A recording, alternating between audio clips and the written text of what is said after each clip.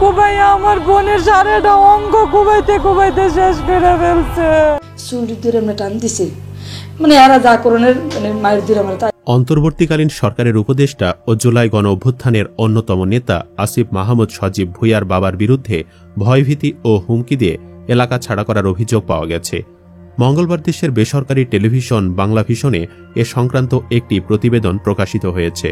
প্রতিবেদনে কুমিল্লার মুরাদনগরের বাসিন্দা রিক্তা আক্তার, শিখা রানী, মোহাম্মদ আলী সহ স্থানীয় ভুক্তভোগীরা অভিযোগ করেন, দলীয় পরিচয় ও ক্ষমতার ছত্রছায়ায় আসামিরা ধরাছোঁয়ার বাহিরে থাকায় বিচার থেকে বঞ্চিত হচ্ছেন তারা।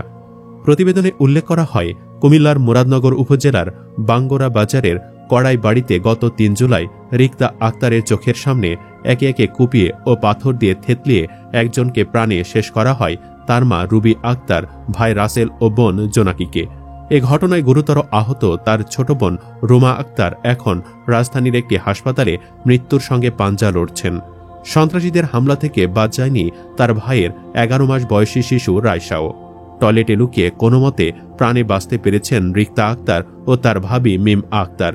কিন্তু ঘটনার পর পলাতক থাকার কথা আসামিদের, অথচ পালিয়ে বেড়াতে হচ্ছে ভুক্তভোগী এই পরিবারকেই।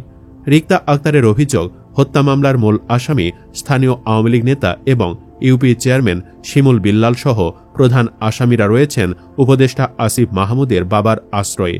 এ কারণে পুলিশ তাদের গ্রেফতার করছে না। রিক্তা আক্তার বলেন, স্থানীয় চেয়ারম্যান শিমুল বিল্লাল সহ মূল আসামিরা সবাই এখনও বাহিরে। পুলিশ তাদের গ্রেফতার করছে না। তারা বাহিরে থেকে উল্টো আমাদেরই হত্যার হুমকি দিয়ে যাচ্ছে। তারা বলছে, আমাদের পেলেই শত শত টুকরো করে মারবে, তাই আমরা এখন পালিয়ে বেড়াচ্ছি।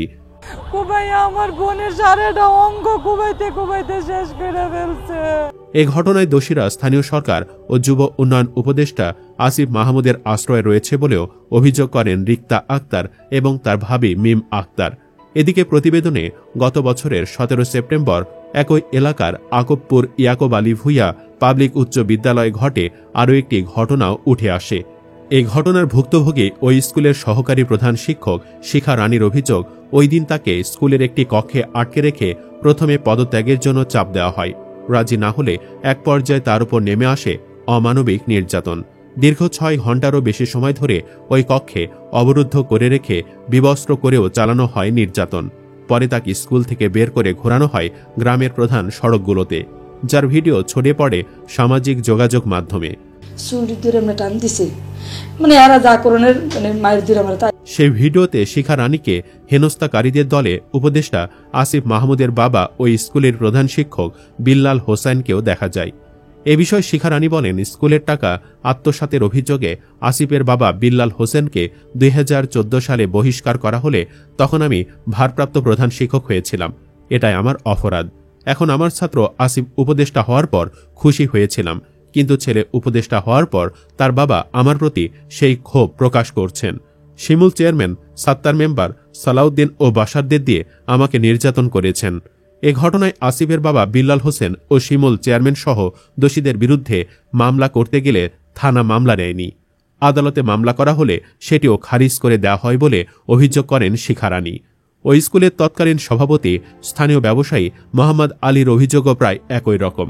সে সময় অর্থ আত্মসাতের ঘটনায় বিল্লাল হোসেনের বিরুদ্ধে ব্যবস্থা নেওয়ায় এখন ছেলে উপদেষ্টা হওয়ার পর তারা প্রতিশোধ নিচ্ছে বলে দাবি তার। মোহাম্মদ আলী বলেন, বিল্লাল হোসেন প্রধান শিক্ষক থাকাকালে সহকারী প্রধান শিক্ষক এবং আমার স্বাক্ষর জাল করে ৫,২৫,০০০ টাকা তুলে নিয়েছিলেন। আমাদের কমিটি এবং শিক্ষা মন্ত্রণালয় বারবার তার কাছে হিসাব চাইলেও তিনি দিতে পারেননি। এসব কারণে তাকে প্রধান শিক্ষকের পদ থেকে অব্যাহতি দেওয়া হয়েছিল।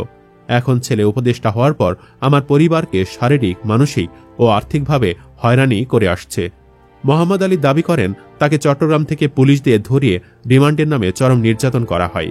পরে আসিফের বাবার সহযোগী মাসুদের মাধ্যমে ৩০ লাখ টাকা ক্ষতিপূরণ এবং গ্রামের সামাজিক কোনো কাজে অংশ না নেওয়ার মুচলেকা দিয়ে ছাড়া পেতে হয় তাকে।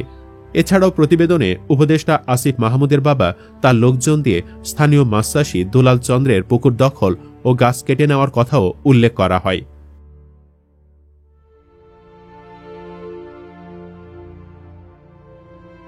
এ ঘটনাও শিমুল চেয়ারম্যান, সাত্তার মেম্বার, সালাউদ্দিন মাসুদ ও বাসাররা জড়িত বলেও অভিযোগ এই ভুক্তভোগীর।